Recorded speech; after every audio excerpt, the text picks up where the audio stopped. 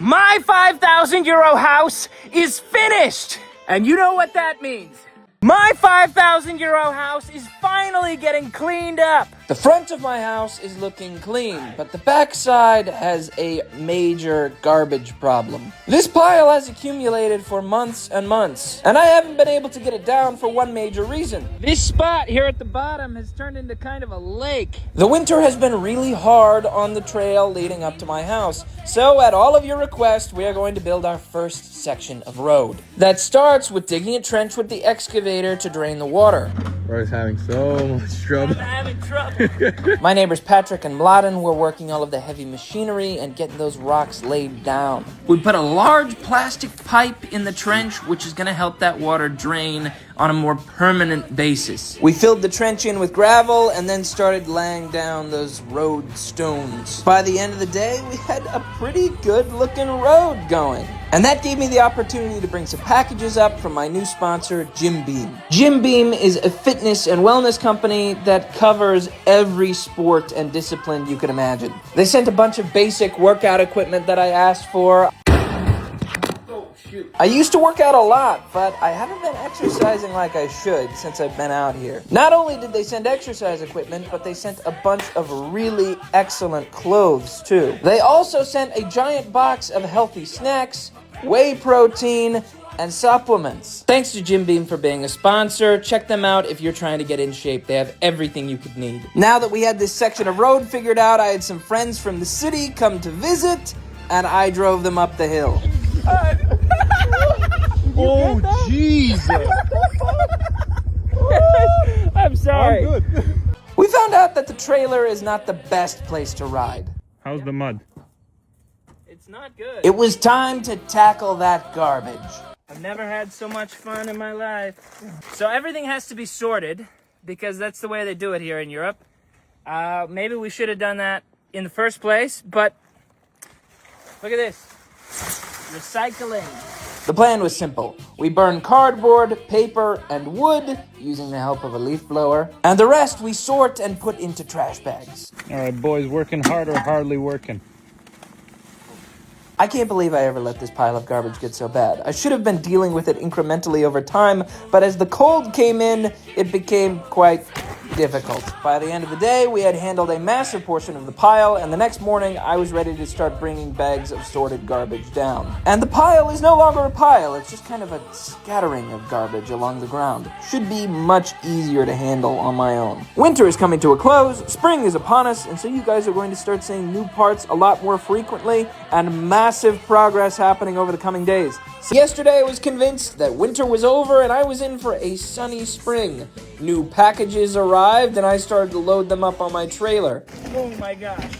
They were extremely heavy. I drove them up the hill very slowly. And there were so many of them, it actually took 3 trips to get them all up. Most difficult of which I actually had to enlist my neighbor Patrick on because I had to sit in the trailer to hold it. But what is contained in these packages? You might remember that recently we built a kitchen in the basement of the house. Though it's functional and beautiful, it's also quite small. On the deck outside, there's tons of space for a full-size kitchen. Yes, a full-size outdoor kitchen is what is contained in these boxes. And it was my job to build it. Now, I had started the building process late in the day and ended up creating quite a mess. When I woke up the next morning, a blizzard hit.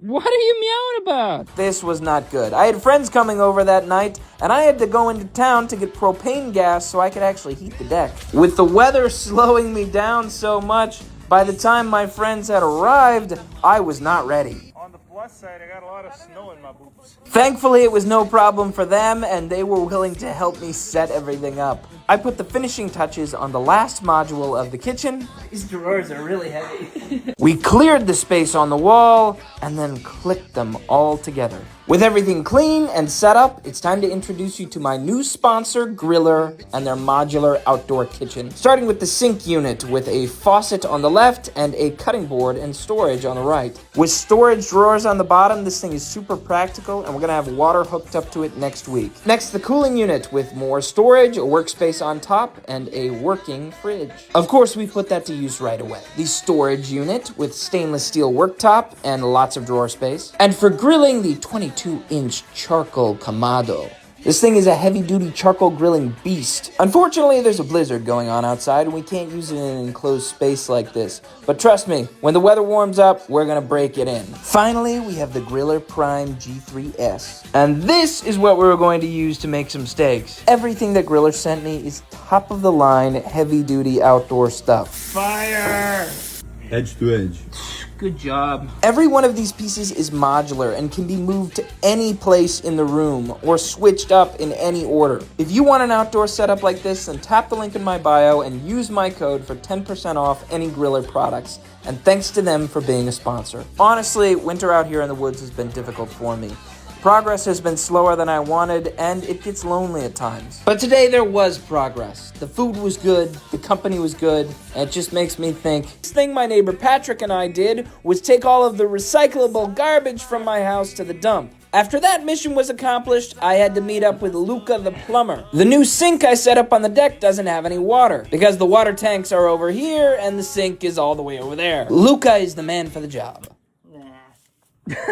For once, I actually thought ahead and had a pipe ready to go. We just crimped on a fitting, and I had a ton of extra hose left over from Uponor. We squeezed the hose behind the deck and attached it to a fitting under the sink. Next, we had to wire up the water heater. It's just a little guy. With it fit perfectly under the sink, we attached hoses to the faucet, secured the sink down with some silicone, and We got hot water, we got cold water, we got the whole thing. The only problem is it's draining into a bucket. it's good enough for now. The drainage is a problem for another day. Next, I wanted to focus on this area beneath the staircase. I got these thick outdoor tiles from a sponsor. I think these things weigh like 40 kilos a piece. How much did you say it was, Kresha? 33 kilos, of course. My neighbor Martin and I loaded up about 10 of them in the trailer, and my ATV was able to pull them up the hill to my house with no trouble at all. That's right, I gotta shout out this ATV one more time, the Goes Terox 1000. A sponsor giving me this quad has been a massive blessing. Over the last few weeks, I have driven this thing up and down the hill in the rain and in the snow. The dealership that gave it to me is called Atahamoto in Shibanik. They do absolutely everything motorsports related. They teamed up with Goes to give this to me, and I don't know how I ever lived without it. The Goes Terox 1000 is a go anywhere, do anything, haul everything kind of machine. And I'm so thankful to have them as a sponsor. Anyway, it took 4 trips to bring all of the tiles up, but I got it. Then Patrick number 2, Michael, and Lucian showed up to help me do some more hauling. And of course, digging. The ground was not quite prepared for these tiles. We needed less dirt and more gravel. We spent most of the day shoveling, raking, and scooping. And by the time all of that was done, we had to level the ground. Behold, our brilliant leveling tool. And pack everything down with the vibroplate. Of course, it was dark by the time we had everything packed down, but we wanted to do a little test fit. We started to loosely place the bricks for the edges and grabbed a couple of tiles to see how they would lay. We're no experts, but we think we can do this on our own. It's a little loose. It may not look like much right now, but tomorrow there's going to be a finished patio here. We were done working for the night, but it had been sunny that day. Very sunny. And that meant I had enough solar power to try out the hot tub for the very first time. There's still a lot of landscaping to do, but today it takes a backseat to the interior. And we're going to start in the basement. I painted this bench white, but I think it could use a different color. So I taped everything off and painted it the same color as the walls in another room. I had the extra paint, so why not? I think it looks much better now. Next, I started to build a little shoe rack. I looked around forever, and this was the only piece of furniture that was thin enough to go next to this door. Next, I threw down a couple of rugs, and I hung up this mini shelf. After throwing down these new pillows, there was only one thing left. I needed some artwork for the wall. I got this massive box of artwork from a new sponsor called Poster Studio. They've got so many different options for colors and frames and styles. That's my favorite. I'm not exactly an art connoisseur, so I told them, hey, surprise me. So they sent me all this artwork blind. Some I'm gonna hang up, and some I'm gonna give to my neighbors. You're gonna see the artwork I picked from them all throughout the house. If you're looking for something to hang, their framing service is free, and they ship worldwide. Check the link in my bio. With that final step complete, a quick recap on what the basement used to look like. It used to look like this, and now it looks like this. From this to this. I'm telling you, this transformation is absolutely unbelievable. On to the next floor. Some walls in my bedroom needed to be repainted because of a mold issue. I'm not certain the problem is permanently solved, but I haven't had any mold in a long time, so it's good enough for now. A few wall hangings and some well-placed rugs, and boom. The bedroom has come back to life once again. When I first moved into this place, I was sleeping in this room looking like this. We've come a long way since then. And what I'm most excited about in this room is this new mattress. That's right, I got the delivery this morning, actually. And this one, it's specially made for you. The story behind this actually goes back a little way. I got a call from the guys at Dormeo saying they wanted to be my sponsor. They saw the mattress I was sleeping on and thought that they could do better using their new AI technology. All you gotta do is show up to one of their Dormeo home showrooms and they find the perfect mattress for you using technology. It was fast, easy, and we found exactly what was right for me. And here we are, sometime later, setting up that exact custom mattress. That's my name. But not just that, everything. A pillow, sheets, a blanket. They even gave me everything I needed to get the beds ready for the attic as well. Thanks to Dormeo for being a sponsor, and if you want to check them out, tap the link in my bio. Finally, moving on to the attic, this solar battery box needed vents and needed to be painted. This entrance cover needed a coat of paint as well. Then finally, the ladder leading up to the top needed to be stained. With that finished, I added a handle to the door leading up. It's amazing how far this house has come. We built this entire room from scratch. There's still lots of landscaping to do, but the interior of the house is finished, finally. We're in the end game now. We started on the wall project before the winter, but now that it's warm, we can finish it. The guys from Gabione Picasso are the experts, and they started building the cages down on the patio next to the house. The patio is kind of in a dirt pit, so these walls are going to keep it from collapsing. Next to show up was an old friend, Mr. Suad Saramati. His company did the original facade on this house, and we had made a few mistakes since then, and he came back to fix it. I can now say my facade is looking tip-top perfect again. Then I started to build up a small perimeter of bricks around the house. I used mortar to stick them together. These are 2 balls of mortar. This is my fancy cake decorator. I think it turned out pretty good in the end. I'm satisfied for now. Turning our attention away from the patio, we started to focus on the parking area and the fire pit area. Our primary goal being to cover both areas entirely in gravel. Now, the parking area was easy. The excavator did all of the major work. But the fire pit area, that was tough. We had to do everything entirely by hand. By the end of the day, I was actually impressed with how much gravel we had brought up the hill and spread out. Eventually, the sun went down and we had to call it a night. The next morning, I was in for a delivery that surprised me. Holy smokes, that's a lot of rocks! Yes, these are the rocks that the walls will be filled with. And we've got 48 tons worth to transport up to my house. But that was going to take a lot of heavy machinery, and I wasn't going to be of much help.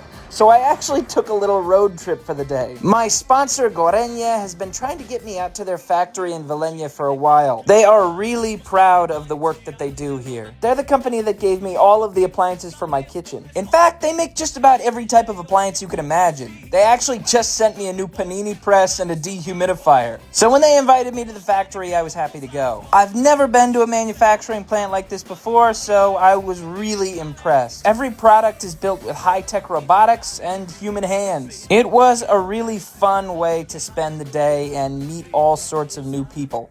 This is the biggest TV I've ever seen. Hey, this is signed jersey. I've worked with them longer than any other company, and I'm so thankful to have them as a sponsor. The next day, the rocks were up, and the cages came next. It wasn't a graceful dismount, but it was a graceful assembly. Okay, he's in the cage, he's in prison. With the first layer of cages built, it was time to fill them with rocks. These specific type of walls are called gabions. You'll see them all over this part of Europe, and I just think they're absolutely beautiful. Though we've accomplished a lot on these gabions, I would say we're still only about a third of the way done. We've still got 70 more tons of rocks to go, and you are not going to want to miss what it looks like. And it could not have come soon enough. I've been struggling with mud for months, and I haven't been able to fix it because I need more than 100 tons of gravel. And putting all that down is going to cost time, effort, and money. But the time has come, and I can't put it off any longer. I rented a dumper and enlisted the help of my neighbors, and we are going to get rid of this mud no matter what it takes. It's been a little while since my last update because we've just been spending days and days pushing rocks around. But remember, that's just the small rocks. There are big rocks that need to be moved too. The guys from Gabbioni Picasso still need to finish the gabions, retaining walls made of rocks and metal cages. What does that say about Mario that he doesn't wear any gloves? Neanderthal.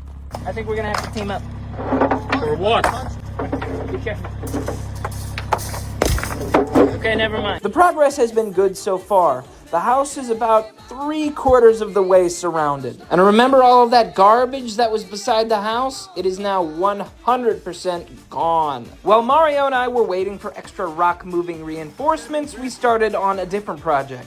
I had the mixer taken away, so this is what we call the bucket method. One bucket at a time, Mario was able to pour the concrete pad for the new fire pit. While I was waiting for the concrete on that to dry, I went out and got myself a special storage container for the firewood. It's nothing special, but it'll do the job. Then, of course, Mario continued on the real work. The outer layer is going to be made of regular bricks, but the inner layer needs to be made with special fire-resistant bricks. And with a simple circle made, we need to wait for that to dry. We're going to finish it in the next part. The final thing we worked on was the patio next to the house. The first thing we need to do is pour out all this ballast to level the ground. Then next, we simply start placing down tiles from my new sponsor, Rock Ceramics. They're a global brand with more than 35 years of tile experience. I wasn't sure exactly what I wanted on this patio until they reached out to me, and when I saw their massive catalog, I was able to find exactly what I wanted. These tiles I got from them are unlike anything I've ever seen before. They weigh 33 kilos each and are 2 centimeters thick. These things are so heavy and so tough that I don't even need to glue them down. Thanks to Rock Ceramics for being a sponsor. They've got a strong presence here in Europe, and you should check them out. As night fell, Mario and I finished the patio. But quickly, I want to remind you, this is what it looked like when I first moved in. And this is what it looks like now. Yes, we've come a long way since last summer. Yeah, take that. It's transformations like this that just take my breath away. We took some patio furniture from the deck, and this is definitely a place that we're going to be hanging out. There's still so much to do, but for now, Vibes. To start, we're going to finish the fire pit. The inner ring is made of special fire-resistant bricks and mortar, and the outer ring is made with normal bricks. Though my neighbor Mario has never laid bricks, and certainly has never built anything like this, he's confident that he can do anything. He's right almost half of the time, and I was up for the gamble. With the inner and outer layers complete, the last step is the floor. Fun fact, concrete is not fireproof, so Mario put down fireproof bricks there as well. and with that final step complete, all we have to do now is clean up. I gave all of the extra bricks to my neighbor Crescio, and boom! Looking beautiful. Mario and I then turned our efforts to cleaning up the deck, and it was easily cleared. The question is, what are we going to do with all of the stuff we removed? It can't go in the shed, that's a big mess. I guess I ought to do some spring cleaning. When I first moved into this house, everything I owned fit into a small suitcase. I don't know how I accumulated so much stuff. But with most of the afternoon spent, we were able to mostly clean up. Then it was time to lay out some of the new stuff I got for the deck, specifically a couple of rugs and a new coffee table. I would like to think of this as the outdoor living room and dining room. I also bought new dishes and utensils for the kitchen. The last thing on the deck I wanted to fix was that the sink doesn't exactly drain properly. The perfect job for Luca the plumber and my sponsor Grundfos. They are the world's largest pump manufacturer and a premium brand known for its high quality and reliable solutions. Yes. Oh, it's perfect fit! They set me up with their Solo Lift 2, a small sanitary lifting station installed under the sink. It's used to pump wastewater when there's no natural slope leading to the main sewer system.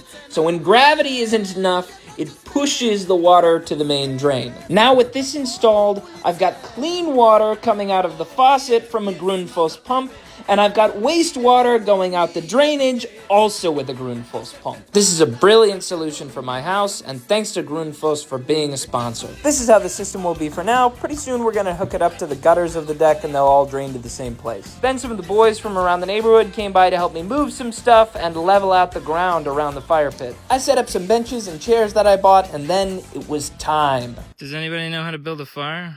Of course they do. Now it's time to take some much needed time to enjoy the moment. Luca the plumber taught us some techniques on how to cook a potato on an open fire. And we cooked some homemade sausages that I got my hands on. And of course, the reason I built the fire pit was so I could teach everyone how to make s'mores. Which is apparently an American thing. None of these boys had even eaten a marshmallow before, let alone made a s'more. Givali. Cheers. There's still lots to do, but we're closer to the finish line than ever. Despite my continued optimism, the government is not going to help me with those things. But my neighbor Crescio and his son-in-law Martin will. It's time to double down on the off-grid system. My rainwater tanks were never correctly attached to the gutters of the house, mostly because I thought they were only going to be temporary. But since they're not, we're going to get everything permanently attached. I don't know why I thought this was going to be a long and painful process, but it actually was pretty easy and only took a few hours. What was a little more painful was getting the overflow line figured out. When the tanks are full, where does the overflow go? There it is.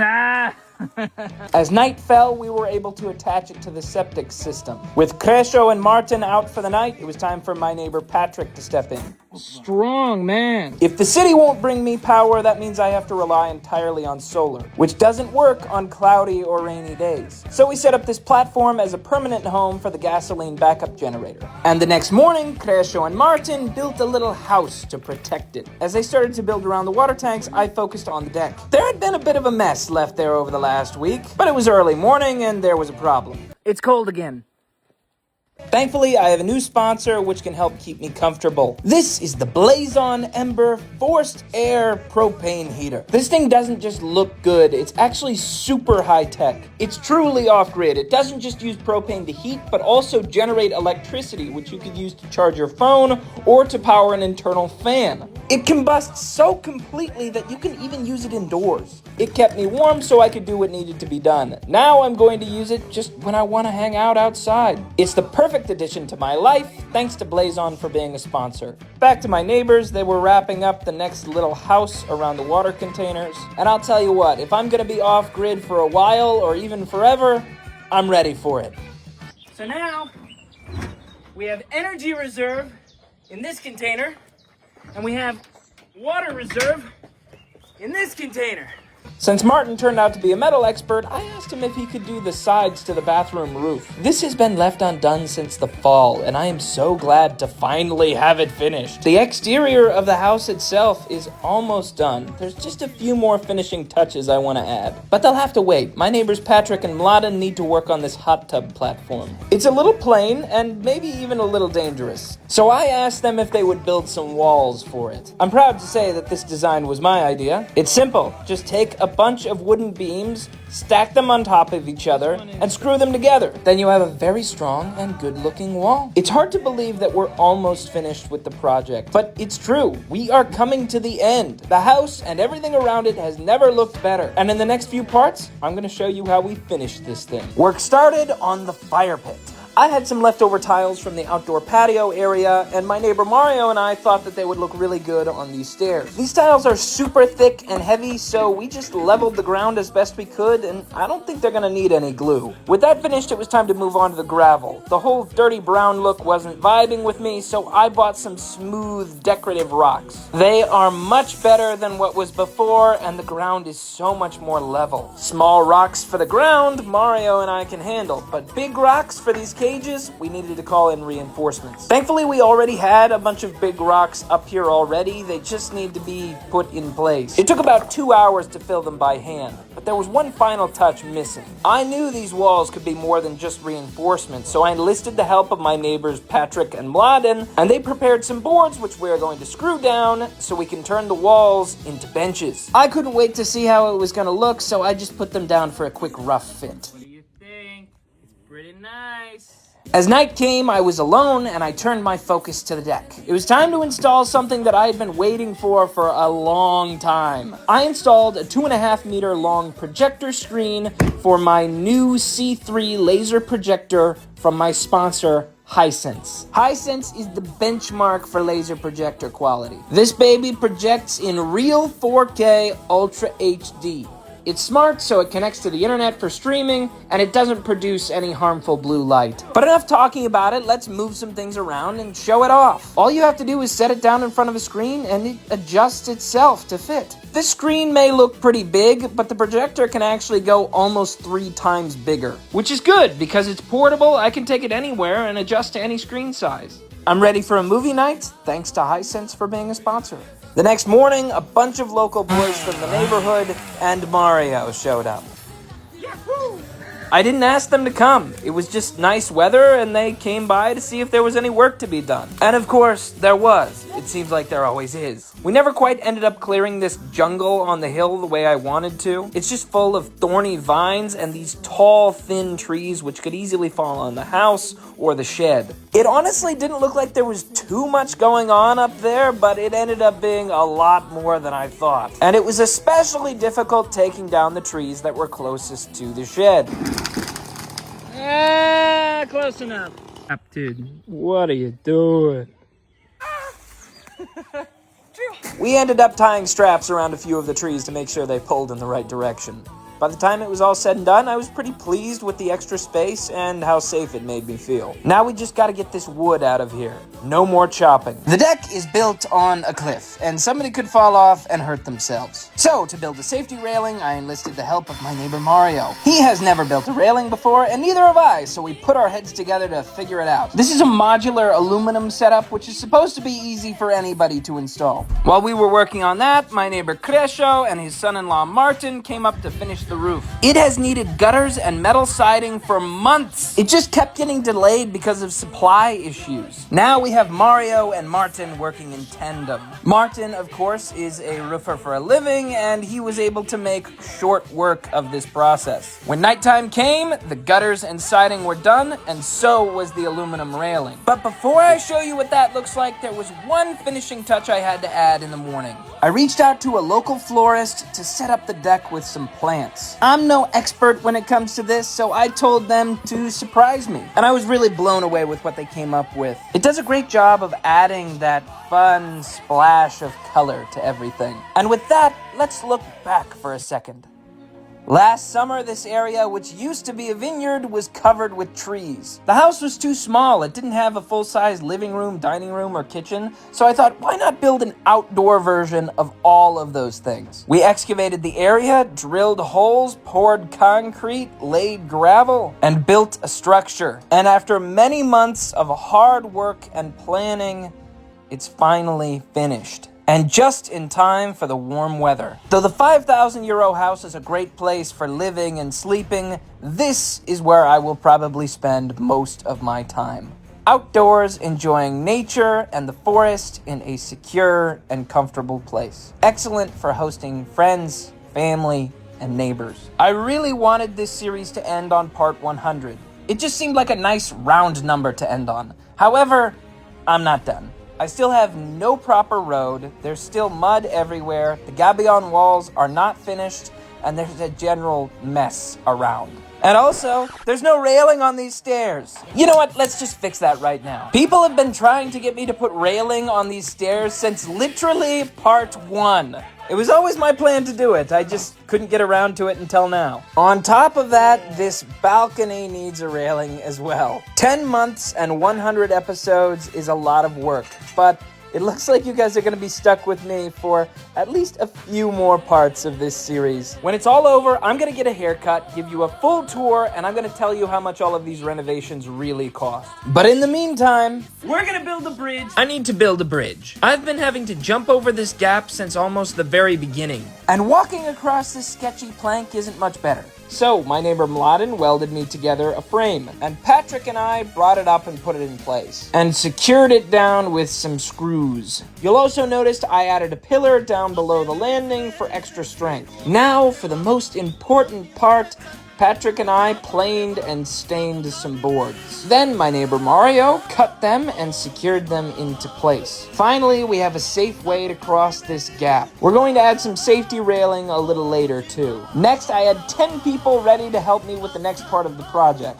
But before we started, I had to take a day trip to Milan, Italy. My sponsor Goregna, who had set me up with nearly every appliance in my house, was at Aura Cucina. They were there to show off their cutting-edge and high-tech kitchen appliances. You may think I already have all the kitchen appliances I need, but actually, I'm going to need a lot more for my next project that I will tell you about after I finish this one. I use their new oven, which cooks a pizza in only 2 minutes. Guys, it's soft and crunchy in the same time. Goregna has been my longest-term sponsor, and I couldn't ask for a better partner than them. Anyway, after my short trip to Italy, it was back to hard labor in the woods. I got as many people together as I could to prepare the ground for rocks. That is absolutely adorable. This was unmistakably some of the most brutal and back-breaking work we have done on this entire project. The path leading behind the house was too narrow for any machinery to reach, so we had to do it one wheelbarrow at a time. We started by filling the trench along the edge so we could build a retaining wall. The house is on a hill, gotta stop that mudslide from happening. Then we proceeded to fill every other square centimeter with gravel. I really wish this kind of work wasn't necessary, or at least doing it in this fashion, but the house is built in such a weird spot, it just needs to be done. With the ground covered, it was time to build those cages. If you recall, these walls are called gabions, and the guys who are building it are from Gabioni Picasso, and we have more than 100 meters of them to fill by hand. We bring the big rocks up here with machinery, but how do they get in the cages? With everyone putting in their best effort, one at a time. And there is a lot of them. Why did someone more than 50 years ago decide to build a house in this location? I do not know. But I assure you, none of my stuff is going to get destroyed in mudslide. After a long time, we were able to finish the gabions up in the parking area and build a magnificent staircase up to the hot tub. That leaves us with finishing the outer wall and the inner wall right next to the house. The show must go on, and it will. People, lots of people, like more than 30 people. And before they get here, there are hazards everywhere. Like this bridge that doesn't have a railing. Of course, my neighbor Crescio and his son-in-law Martin are here to fix that. It took a little bit of time, and not everything is exactly symmetrical, but it will do. By the time nightfall came, we were pretty much wrapped up. Now you can safely cross the new bridge without falling to your doom. Then I had a brilliant idea. The fire pit could also be a table. Crescio was able to make that happen. Next, the benches attached to the gabions were not screwed down, so they weren't safe. My neighbor Patrick was able to finish the job on that one. Now they're looking much better. With the fire pit ready for the guests, there is still lots of work to do. Rocks. So many more rocks. There is still tons and tons of rocks that need to be put into these cages, all by hand. It is the last major thing we need to do on this project. I was really hoping for these walls to be finished in time for the party. I was gonna get a haircut, it was gonna be great. But unfortunately, it just wasn't meant to be. You're gonna absolutely die. I cannot tell you how many man-hours we've poured into these walls, but it's a lot. In the end, it's going to be worth it. I am certain we only need one more weekend of hard work to get these walls finished. While we were clearing rocks, my neighbor Mladen made this path immediately next to the house much wider, and I can tell you it makes a huge difference. The perspective it brings to this whole project is absolutely amazing. And then it was party time. I gathered as many neighbors and friends as I thought I could possibly fit. We ended up having about 35 people up here. Oh. I had planned on this barbecue being the final hurrah, the celebration to end the entire project. But it looks like it came one episode early. The guests didn't seem to mind. In the next part, we are going to finish the rock walls, put gravel on the road. I am going to get a haircut, and we are going to finish this project. Love will hold us together, make us a shelter to weather the storm, and I'll be my brother's keeper, so the whole world will know that we're not alone. My 5,000 euro house is finished! And you know what that means. Before I show you that, there's a few finishing touches. The fire pit area is on the edge of a cliff, and I didn't want people falling off. You think you can do it? Of course, the guys from Gabbione Picasso had an idea. Huge shout out to them. They've been coming out here basically every weekend to finish these walls. And if anybody wants to know where the cages come from, they're from a company called Rothfuss Best Gabions, and they are the best. With the Gabion walls finally complete, I added some extra rocks to the fire pit area, and now it is looking super cozy. Now it's time to start on the biggest project of all, the road. My neighbors Patrick and Mladen managed to do absolutely everything on their own. And though it's only a small section, the area completely surrounding the house is finished. I spent the next few days touching up and cleaning everything in the most meticulous way possible. There was going to be no remnants of construction left over. And with that finished, it's time. I promised I would not shave or cut my hair until the house was done. I'm scared. It's been 11 months. Oh my god. Just the mustache? Wow! I was gonna cut my hair myself, but I chickened out and went to the closest hair salon. Wow! That's quite a difference, huh?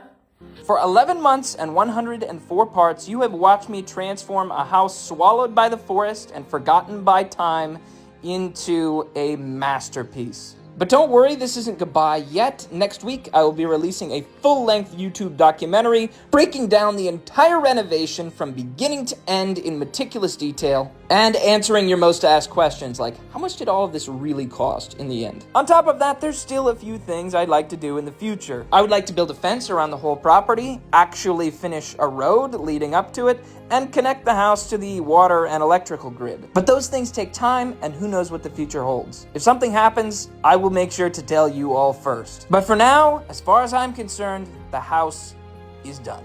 But if the house is done, what's next? 400 meters that way through the forest? I bought this house for 5,000 euros. I'm not even kidding, guys. That's what it cost. And just up the road, I bought this house for 3,000 euros. Not a bad deal considering the view. But just down behind that tree there, I bought this bunker for 8,000 euros. Yes, that's right, 3 buildings all on the same street. What am I gonna do with them? You're gonna have to follow this page to see what happens next.